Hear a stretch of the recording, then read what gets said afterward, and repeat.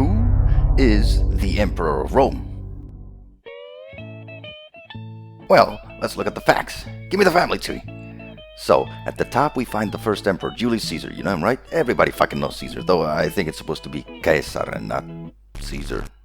Now, this is what the empire looked like when the folks in Rome got tired of good old Julius and stabbed him in the gut 23 times. The title went on to numerous other emperors who apparently were not so good overall since the empire got split in half, Shazam! And the western part got fucked by barbarians in 476.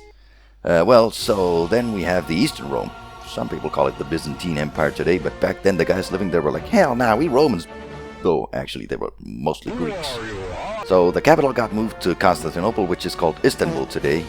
Hold that thought. We're gonna come back to that. Now let's swing back west and take a look at one really funky guy. Say hello to Charles. He's great. So great, in fact, that he has his own version of the name Charles that nobody else gets to use.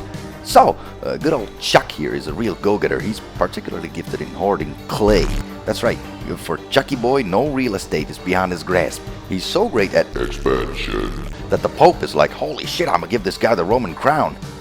Who says you can do that? I do.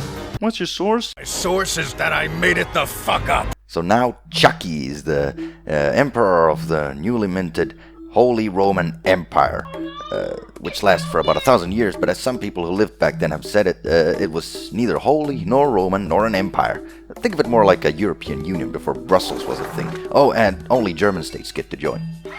So anyways, HRE collapses when another French dude called Napoleon says, I want to be great too, and starts playing real estate agent in Europe, and the Emperor of Austria is like, yeah, okay, I suppose this HRE thing doesn't exist no more, huh? And then dissolves the fucker. Change the world. My final message. Goodbye. So you could say that the heirs of the HRE are the German Empire and the Austrian Empire. Very good, very legitimate. Well, they both get fucked over in World War I. Bam, they're off the list. So, then we have the Eastern Roman Empire. It's ruled through the ages by a lot of dudes called Constantine and one dude called Justinian, who's extra popular because his name isn't Constantine and people can actually separate him from the endless crowd of Constantines. I mean, there's like 16 of these chumps. So, 1453, this Ottoman dude called Mehmed I, the Conqueror, does what's in his name and conquers Constantinople. And then, remember when I told you I was gonna come back to this? Yeah, well, the city is renamed Istanbul, partly because people are sick of the name Constantine, or at least I would be at this point. And get this, the son of a bitch crowns himself the Emperor of Rome. Nobody believes that. Get out of here. Illegitimate, you're off the list. So, then we have the original imperial family. Yes, the Constantines. Of course, now they don't have a capital, which means they don't have a throne, and they're piss poor, so they sell the title of emperor to other people who also get poor and sell it forward, and eventually the title ends up with some guy called Andreas, whose sister Zoe marries Ivan E. And then the people are like, yo, Moscow is the third Rome now. I don't know who said that. Listen, I'm working with what Reddit told me here. Ivan's the Grand Prince of Moscow. Now, I know what you're thinking, and no, this isn't Ivan the Terrible. His grandson, Ivan IV, is. He's so terrible, in fact, that he claims for himself the title of Tsar. So, now we have the Russian Empire, right? Emperors of Rome. Remember how Germany and Austria got fucked by World War I?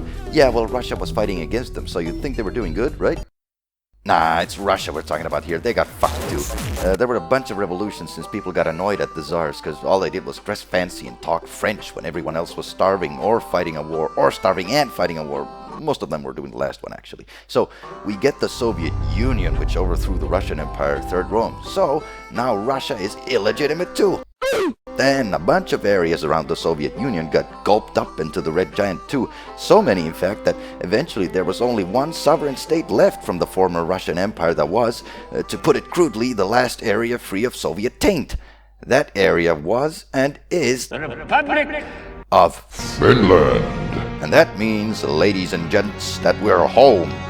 Finland is the lawful heir of the Roman Empire, and that means that the head of Finland, the President of the Republic, Sauli Niinistö, is the Emperor of Rome. Ave Caesar.